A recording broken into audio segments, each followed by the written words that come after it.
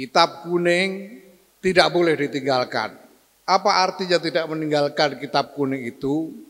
Dan santri-santrinya ini tidak lupa pada asas, pada tujuan awal dari kehadiran ulama.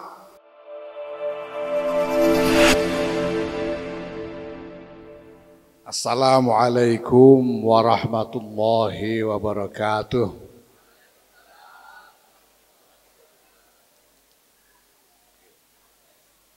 Alhamdulillah wa syukurillah wassalatu wassalamu ala rasulillah Sayyidina wa maulana Muhammadin ibn Abdillah wa ala alihi wa sahbihi wa mawala. Amma ba'd. Ulama'an al-ajilla fil muqaddimah yang mulia Syekhul Ma'had Kiai Muhammad Hasan Mutawakkil Allah, para masyayikh Pondok Pesantren Zainul Hasan, para kiai, para nyai, Nyai Tiana Susilowati, dan seluruh dzurriyyah Kiai Muhammad Hasan Sepuh beserta keluarga besar Pondok Pesantren Zainul Hasan, para asatidz, para santri, wali murid yang saya hormati, Sekretaris Jenderal Pengurus Besar Nahdlatul Ulama,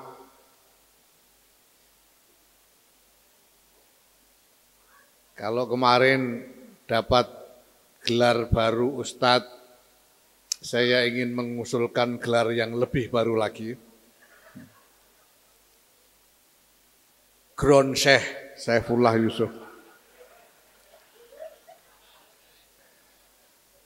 Bukan Grand Syekh tapi Grand Syekh. Grand Syekh itu Syekh yang membumi. Yang saya hormati Sekretaris Pengurus Wilayah Nahdlatul Ulama Jawa Timur, Pak Ahmad Muzaki. Yang saya hormati Pak Pejabat Bupati beserta seluruh pejabat pemerintahan yang hadir, baik dari TNI, Polri maupun sipil. Hadirin wal hadirat yang kami hormati, alhamdulillah. Pertama-tama saya mengucapkan terima kasih sekali kepada keluarga besar Pondok Pesantren Zainul Hasan, khususnya kepada Kiai Mutawakkil atas penghormatan dan kemuliaan yang luar biasa yang diberikan kepada saya pada malam hari ini, sampai diajak suap-suapan segala tadi. Sayangnya kok yang nyuapi Kiai Mutawakkil.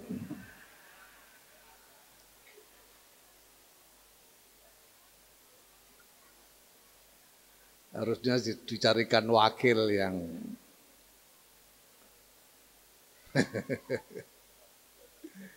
ini luar biasa memang malam hari ini untuk saya. Di tengah haflah yang begini besar, ini dekorasinya saja Masya Allah. Sampai dirasani oleh sekjen tadi, ini kok jangan-jangan ini spanduk kampanye Pilpres.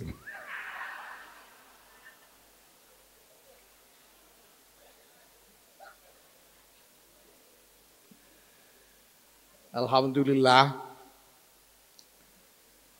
saya tidak tahu apakah saya akan menuruti pembawa acara tadi yang mengatakan meminta ceramah agama.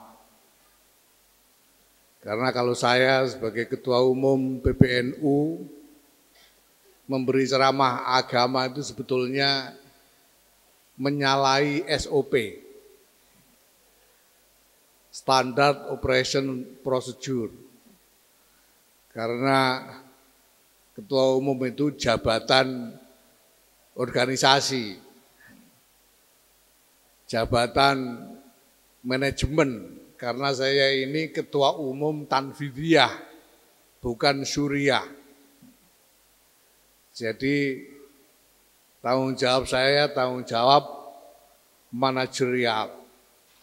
Itu sebabnya kemana-mana saya pakai celana panjang, nggak pakai sarung kayak sekjen, supaya kelihatan sebagai manajer.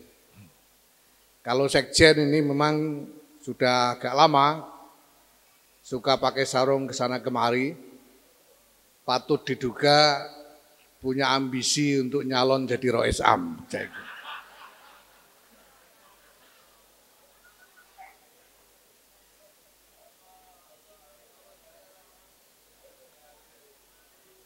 Bapak Ibu yang saya hormati, saya sangat berbesar hati mendengarkan capaian-capaian dari Pondok Pesantren Zainul Hasan ini. Jarang sekali ada pondok pesantren membuat capaian-capaian besar yang begitu lengkap, komprehensif seperti Pondok Pesantren Zainul Hasan Genggong ini.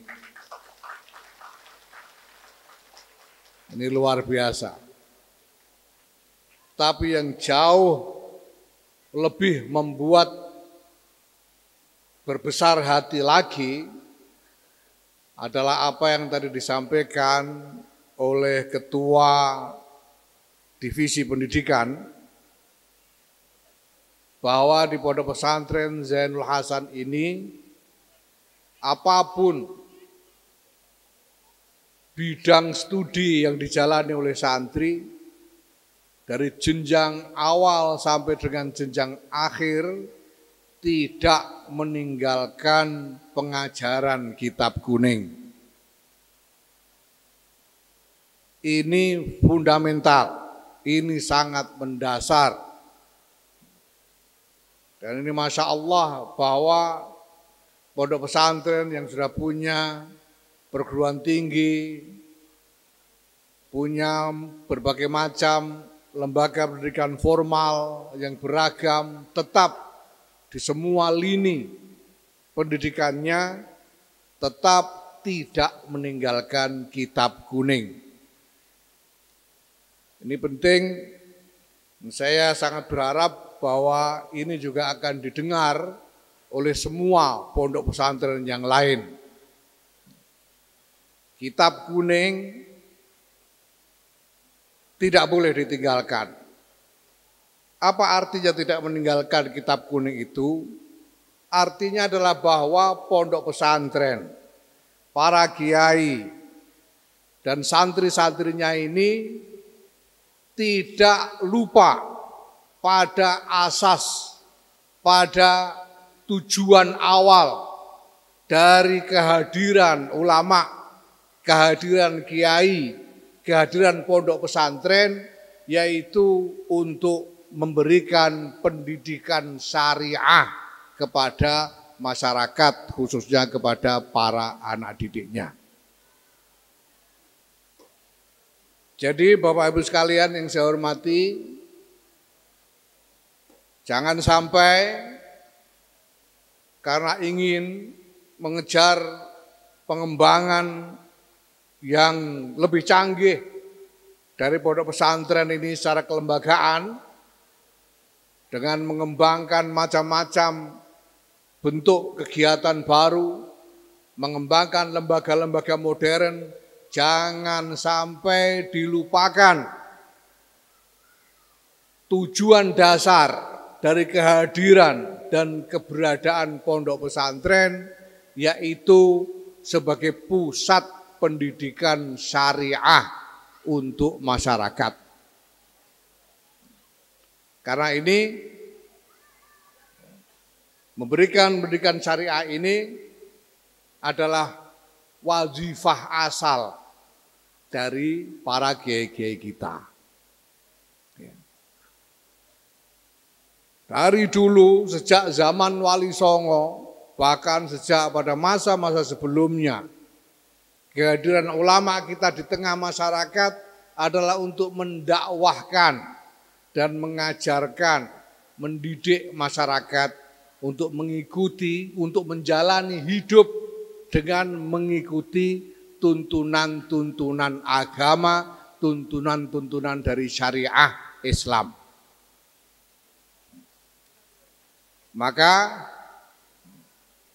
tidak boleh dilupakan dan jangan sampai ditinggalkan pendidikan syariah di pondok-pondok pesantren kita.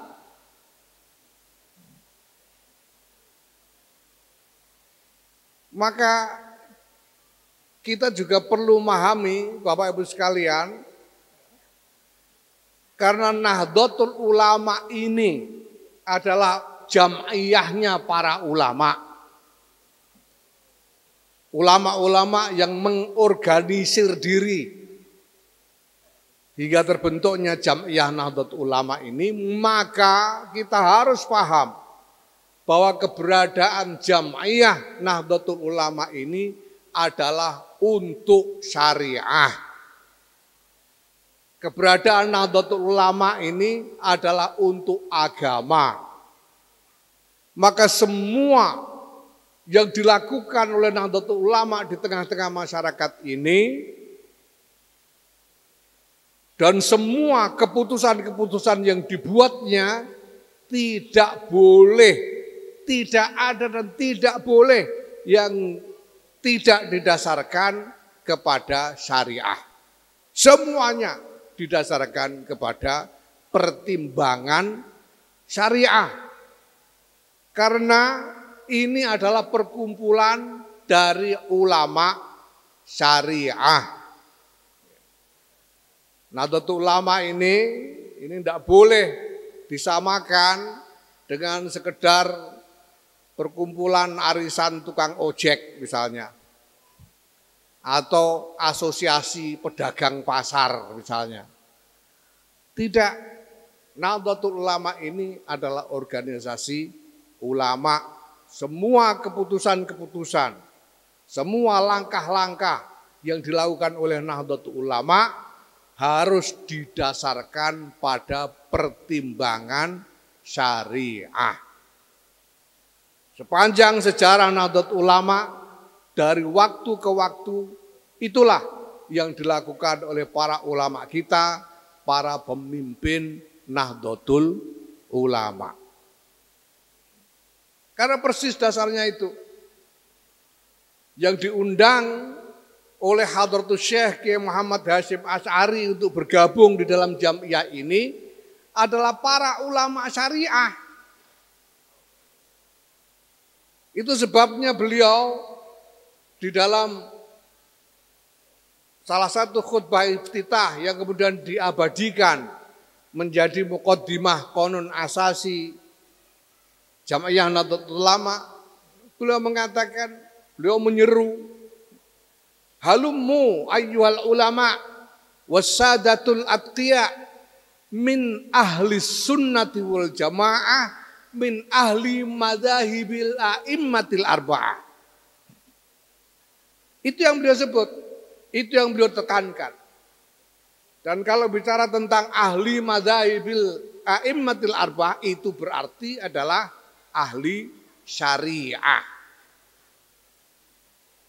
Ini tidak boleh kita lupakan. Jadi, kalau PBNU membuat keputusan misalnya untuk melakukan penataan organisasi dengan mengganti personil pengurus misalnya, pertimbangannya adalah syariah. Kalau Nahdlatul Ulama membuat keputusan untuk mengembangkan program-program, misalnya yang disebut oleh Kiai Mutawakkil Allah tadi, program-program berupa kegiatan-kegiatan internasional, forum-forum antar agama internasional, dasarnya adalah pertimbangan syariah. Karena semua segi kehidupan kita ini harus kita jalani dengan landasan syariah, tidak boleh tidak. Karena iman kita ini harus diekspresikan, harus diwujudkan ke dalam laku yang sesuai dengan syariah. Apa saja? Apakah itu keputusan-keputusan terkait masalah-masalah sosial, ekonomi, budaya, apalagi politik, semua atas dasar pertimbangan syariah. Mereka yang kemarin membuat tuduhan ini itu, yang sifatnya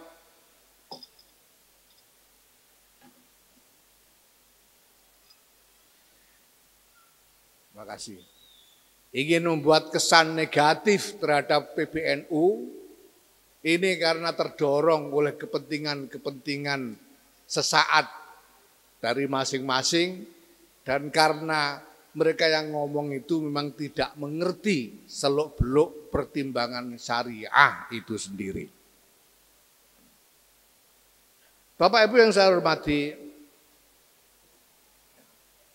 bahwa kemudian Nahdlatul Ulama pun mengembangkan berbagai macam kegiatan-kegiatan yang wujudnya, gambarnya seolah-olah bukan kegiatan agama. Nahdlatul Ulama membuat program-program pendidikan dengan mendirikan sekolah-sekolah modern, perguruan tinggi, membuat program pengembangan ekonomi dan lain sebagainya untuk masyarakat. Sekarang ini pengurus besar Nahdlatul Ulama mengembangkan salah satu program yang menjadi fokus yang kami sebut dengan Gerakan Keluarga Maslahat Nahdlatul Ulama, yang itu nanti merupakan kegiatan-kegiatan yang langsung melibatkan keluarga-keluarga di tingkat basis.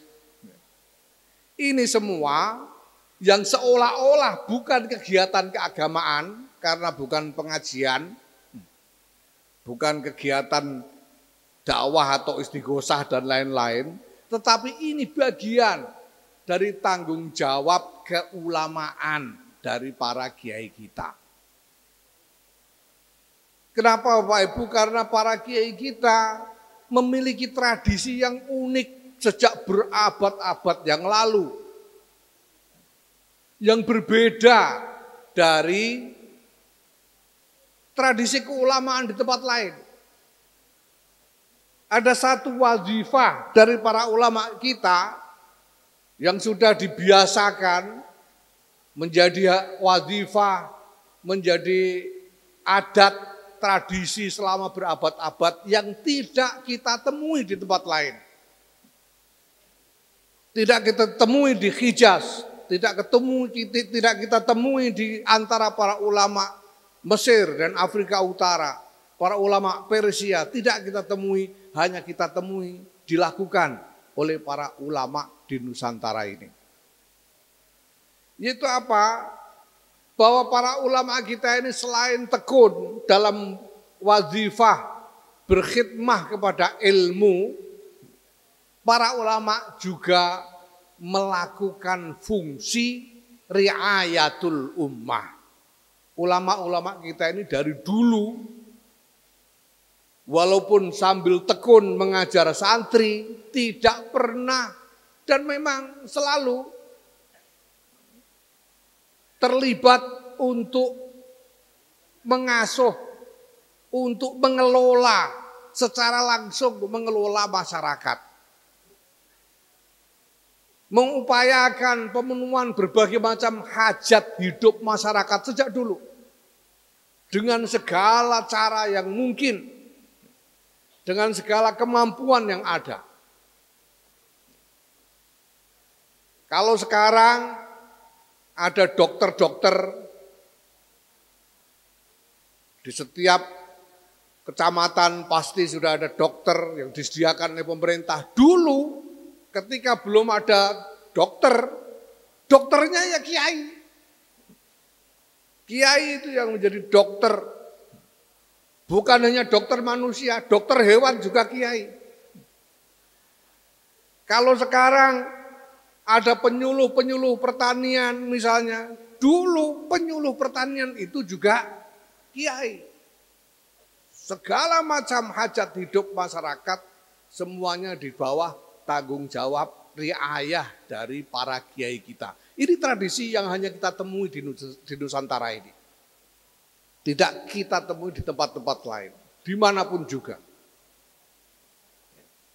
Kalau di wilayah-wilayah Islam yang lain, ya, dulu selama berabad-abad tanggung jawab riayah itu hanya dipegang oleh para sultan, para penguasa. Tetapi di Nusantara ini tanggung jawab riayah yang langsung justru dipegang oleh para ulama. Maka wajar kalau kemudian masyarakat juga dengan sangat militan, dengan sangat setia mengikuti tuntunan dari para ulama. Karena para ulama tidak cuma menceramai saja, tidak hanya ngomong saja, tapi terlibat langsung mengupayakan pemenuhan segala macam hajat hidup masyarakat. Saya sendiri masih menyaksikan misalnya bahwa kakek saya, ayah saya sendiri, di antara macam-macam kegiatannya, yang paling banyak menyita waktu adalah kegiatan menerima tamu. Karena sehari-hari selalu ada orang datang dari pagi sampai sore dengan membawa berbagai macam masalah hidup yang mereka hadapi masing-masing. Dan kiai harus mengupayakan jalan keluarnya. Dan ini menjadi tradisi yang lama sekali. Sehingga kiai-kiai itu menjadi dekat sekali dengan warga, dengan umatnya. Dan umat juga tidak bisa ditawar kesetiaannya kepada para kiai. Alhamdulillah saya masih melihat hal itu tercermin dengan kuat sekali di lingkungan Pondok Pesantren Zainul Hasan Genggong ini, terbukti dengan kertas C1 yang kemarin sudah keluar.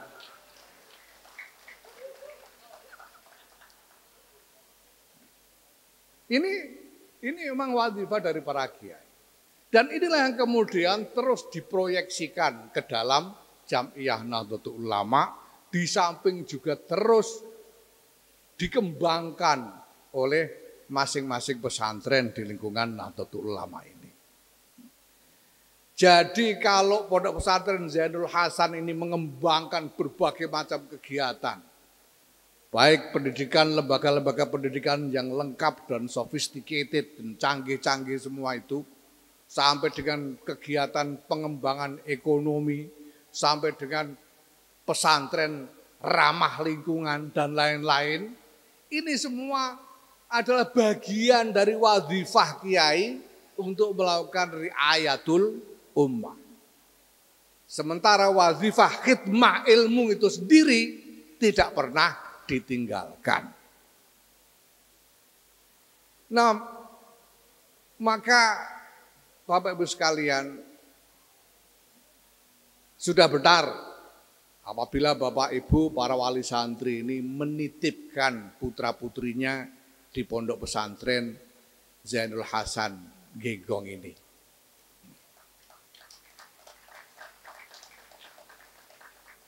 Karena di sini putra-putri panjenengan semua mendapatkan tempaan pendidikan yang bukan hanya bukan hanya dirosah, bukan hanya tadris, tetapi juga takdib, mendidik untuk membentuk perilaku, membentuk karakter, membentuk mentalitas dari putra-putri Bapak Ibu sekalian di sini.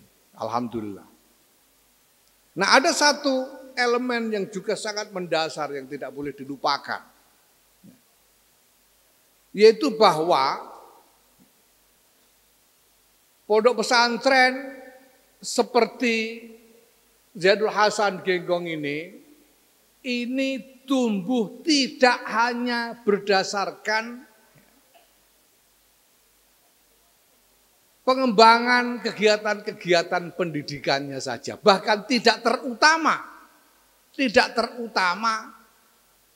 karena pengembangan kegiatan-kegiatan pendidikannya saja.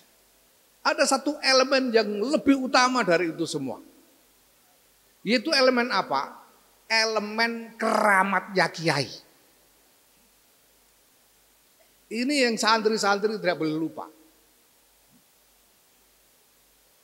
Bahwa pondok pesantren Zaidul Hasan Genggong bisa berkembang seperti ini dan barokahnya terus lestari dan lumintu sampai sekarang, ini karena keramatnya para kiainya di sini, khususnya karomah dari Hadratus Syekh Kiai Muhammad Hasan Sepuh, pendiri pondok pesantren ini.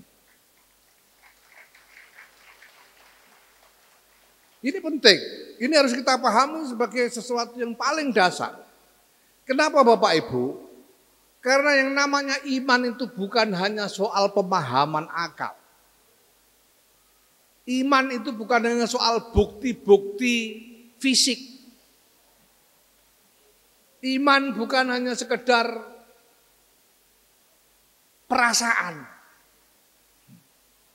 Iman itu adalah nur yang oleh Allah Subhanahu wa taala diletakkan di dalam hati orang-orang yang dikehendaki oleh Allah.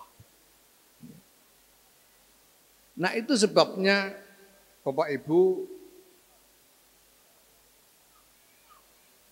Sayyidina Rasulullah Muhammad sallallahu alaihi wasallam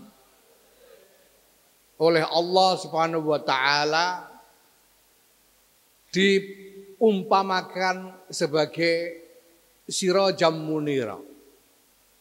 Ya ayyuhan nabiyyu inna arsalnaka syahidau wa nadhira wa mubasyira syahidau wa mubasyira wa nadhira wa da'iyan ila Allahi bi idnihi wa sirajan munira. Kenapa disebut siraj? Siraj itu lampu yang dibuat dari sumbu yang dicelupkan ke minyak tanah, celupkan ke minyak dan disulut, itu namanya siraj. Kalau di tempat saya di Rembang sana disebut uplek atau sentir. Di sini saya tidak tahu namanya apa. Itu siraj. Siraj, lampu template atau apa. Pokoknya itulah siraj. Siraj yang menerangi. Sirajan muniron, siraj yang menerangi. Kalau menerangi berarti sudah menyala. Kalau tidak menyala tidak akan bisa menerangi. Nah, di dada setiap manusia ini juga ada siraj. Cuma masalahnya sirajnya itu menyala atau tidak. Nah, siraj ini menyala kalau disulutkan kepada siraj yang sudah menyala. Kalau di Rembang itu istilahnya dinyunyukkan. Nyunyuk itu antara siraj yang belum menyala ini dinyunyukkan kepada siraj yang sudah menyala. Nah, maka Sayyidina Rasulullah Muhammad SAW ini menjadi sumber cahaya yang pertama, yang kemudian menjadi tempat menyunyuk dari sirotnya para sahabat. Kemudian para sahabat menjadi sumber bagi para tabi'in. Tabi'in bagi tabi'in terus hingga kepada guru-guru dan kiai-kiai kita sampai kepada kita semua. Ini adalah cahaya iman. Maka kita bisa lihat misalnya ketika para ulama membuat definisi sahabi. Para sahabat, orang-orang yang bisa digolongkan, dikategorikan sebagai sahabat Rasulullah SAW. Dikatakan mereka itu adalah manijtama'a ma'an Nabi sallallahu alaihi wasallam ijtima'an mu'tarifan annahu kana fil ard. Orang bisa disebut sahabat itu kalau pernah berkumpul dengan Sayyidina Rasulullah Muhammad sallallahu alaihi wasallam. Pernah berkumpul. Karena namanya menyunyuk itu harus dekat. Tidak bisa menyalakan lampu sentir ini dari jauh-jauhan, tidak bisa. Harus menempel, baru bisa menyala. Maka para sahabat ini menyala sirajnya karena ijtama'a ma'an Nabi sallallahu alaihi wasallam. Nah, ini pentingnya menitipkan anak di pondok pesantren seperti di Zainul Hasan Genggong ini. Supaya anak-anak kita berdekatan menempel kepada sumber cahaya, yaitu para kiai-kiai kita. Nah, menempel itu juga ada syaratnya kalau mau menyalai. Syaratnya adalah syarat kalau kita bandingkan dengan iman kepada Rasulullah sallallahu alaihi wasallam. Dikatakan bahwa iman kepada Rasulullah itu berarti ayya'taqida annahu la yastami'u fi ahadin minal mahasini aktsaru mimma ijtama'a fin Nabi sallallahu alaihi wasallam. Keyakinan bahwa tidak ada kebaikan berkumpul pada satu orang lebih banyak dari yang berkumpul pada diri Rasulullah Muhammad sallallahu alaihi wasallam. Ini keyakinan. Yang namanya keyakinan itu zon. Kita tidak bisa secara nyata membandingkan Kanjeng Nabi dengan orang lain, kan tidak bisa. Wong kita ketemu Kanjeng Nabi saja tidak pernah. Apalagi ketemu dengan semua manusia di seluruh dunia. Mulai zaman dulu sampai sekarang juga tidak. Jadi membandingkan secara nyata tidak bisa. Yang kita punya itu cuma zon.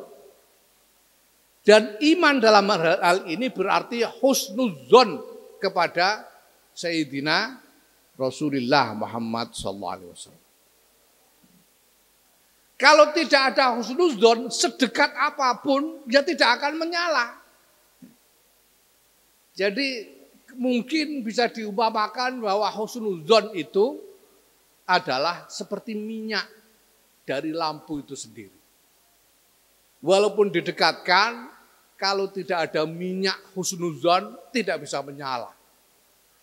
Dan kita sudah bisa lihat contohnya, seperti Abu Lahab, yang kurang apa, kalau soal kedekatan fisik, tidak ada yang lebih dekat dari Abu Lahab kepada Rasulullah Muhammad SAW. Tapi karena dia tidak punya husnuzon, maka dia tidak bisa menyalakan sirajnya dari api cahaya Rasulullah Muhammad SAW.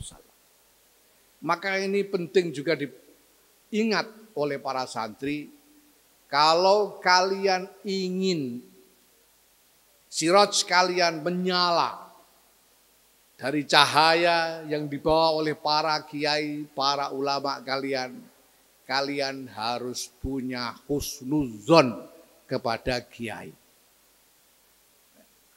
Tidak boleh tidak punya husnuzon kepada kiai. Kalau sampai kurang husnuzon kita kepada kiai kita, harapan untuk bisa ikut menyalakan siraj di dada kita pun juga pasti akan berkurang. Maka barang siapa ingin ikut merasakan cahaya barokah dari Nahdlatul Ulama, silakan berhusnuzon kepada Nahdlatul Ulama. Barang siapa tidak bisa berhusnuzon kepada Nahdlatul Ulama, silahkan cari barokah dari tempat lain. Ya, karena ini semua dasarnya itu. Kiai Muhammad Hasan Sepuh sendirian saja telah melahirkan barokah, asar barokah yang sedemikian besar seperti pondok pesantren Zainul Hasan Genggong ini.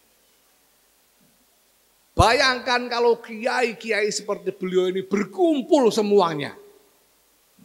Seperti apa barokah yang bisa dibawakan bersama-sama.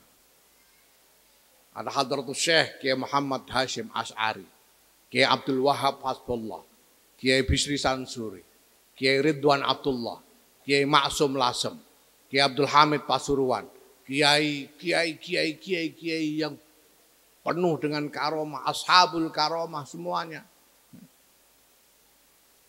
berkumpul di dalam Jam'iyah Nahdlatul Ulama ini. Sebetulnya sangat gampang untuk bisa ikut mendapatkan barokah dari Jam'iyah ini. Dan Hadratus Syekh sendiri sudah menyebutkan bahwa ini adalah Jam'iyah yang mubarakah ketika beliau menyeru kepada para ulama untuk bergabung.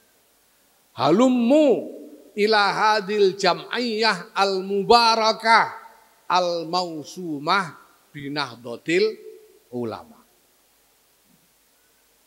Insya Allah kalau kita berhusnudzon kepada Nahdlatul Ulama, kita akan ikut mendapatkan barokahnya. Kalau tidak mau berhusnudzon kepada Nahdlatul Ulama, silahkan mencari barokah dari tempat lain. Begitu saja. Ya mudah-mudahan ada juga tempat lain barokahnya. Tapi yang sudah jelas terbukti ada barokah adalah di dalam Jam'iyah Nahdlatul Ulama. Dan jelas saya merasakan betul. Saya pribadi hanya nempel saja sudah luar biasa. Dipuji-puji orang seperti Kiai Mutawakil ini. Padahal cuma nempel saja. Kalau tadi disebut urutan ke-19 dari 500 tokoh berpengaruh tadi, itu jatahnya Nahdlatul Ulama, bukan jatahnya Yahya Stakuf. Ketua umum yang dulu-dulu juga sama. Kiai Abdurrahman Wahid juga nomor 19. Kiai Hasyim Muzadi nomor 19. Kiai Said Akil Siraj nomor 19. Nah karena saya nempel juga dapat nomor 19. Ini barokah cuma nempel. Barokah yang luar biasa, termasuk barokah salah paham.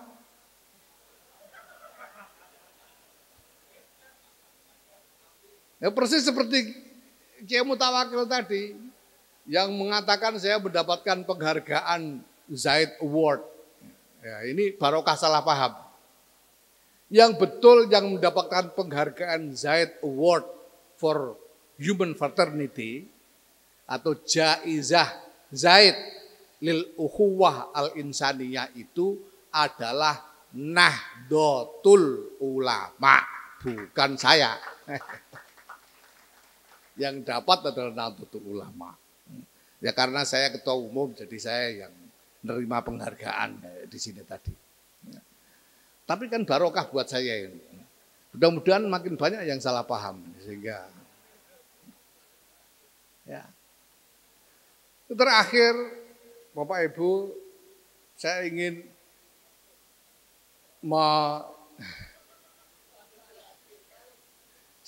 meneruskan yang disampaikan oleh Kiai Mutawakil tadi, bahwa sesudah imtihan ini tidak boleh pulang.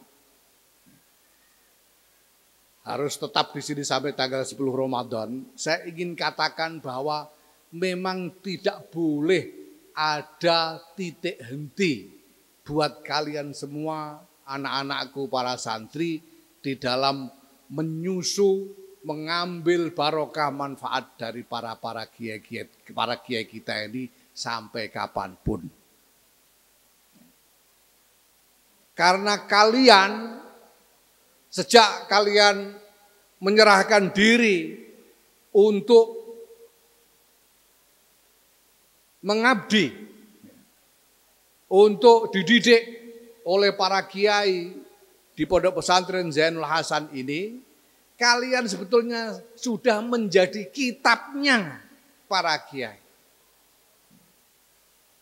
Kalau ditanya orang mana kitab karya Kiai Muhammad Hasan Sepuh, ya kalian ini. Mana kitab karya Kiai Mutawakil Allah, ya kalian ini. Santri-santri inilah kitabnya para kiai. Kalau kiai-kiai di tempat lain, di Timur Tengah dan lain-lain banyak mengarang kitab, kitabnya itu dicetak dan seterusnya. Kiai-kiai kita yang paling banyak adalah mencetak kitab-kitab hidup, yaitu pada diri santri-santrinya.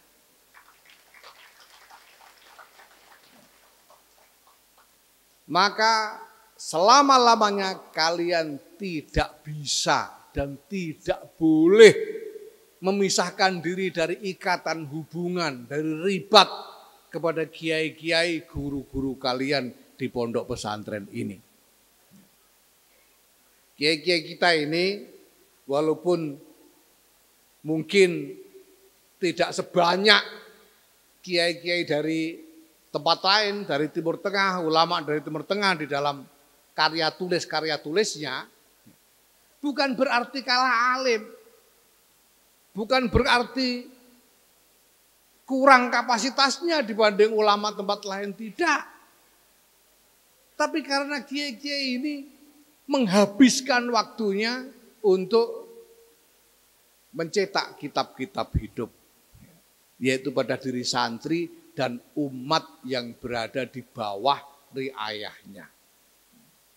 Mungkin banyak kiai-kiai Mutawakil ini sebetulnya mungkin pengen juga nulis kitab banyak-banyak. Tapi baru pegang pulpen tiba-tiba ada yang datang, "Assalamualaikum, apa?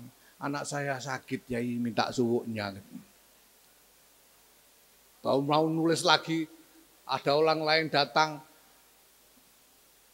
mengeluh banyak utangnya. Mau nulis ada orang ngeluh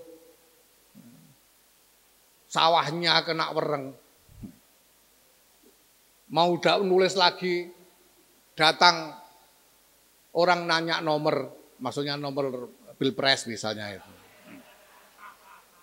Ini sehari-hari ini yang dilakukan oleh para kiai, makanya kurang sempat untuk nulis itu. Maka karyanya adalah kitab-kitab yang hidup, yang ada pada para santri-santrinya dan umat yang berada di bawah riayahnya. Maka ya saya minta pada para santri ini, ya saya kira sudah lengkap lah ya ijazah riyadhah yang diberikan di pesantren Zainul Hasan ini di dalam singkatan santri ini salah satunya ada riyadhah. Ya. Tapi yang paling penting adalah terus memelihara ribat jalinan hubungan dengan para kiai kita ya selama-lamanya. Begitu kita memutus hubungan dengan kiai-kiai kita, ya resikonya menjadi kitab yang gagal. Menjadi kitab yang gagal. Udah banyak contohnya kitab gagal ini, gara-gara memutus hubungan dengan kiai. Ya. Jadi kalau sekarang ada santri yang gagal misalnya itu kira-kira karena memutus hubungan dengan kiai. nyalon wapres gagal. Nah, itu gara-gara memutus hubungan dengan, ini namanya kitab yang gagal. Maka kalau ingin menjadi kitab yang manfaat betul, jangan pernah memutus ribat dengan kiai-kiai guru-guru kita. Ya, nah ini pantunnya apa ini? Udahlah, pokoknya saya tahunya pantun cuma satu saja. Sor mejo no ulane, jok gelo wis ngono carane. Wallahul muwaffiq ila aqwamit thoriq. Wassalamualaikum warahmatullahi wabarakatuh.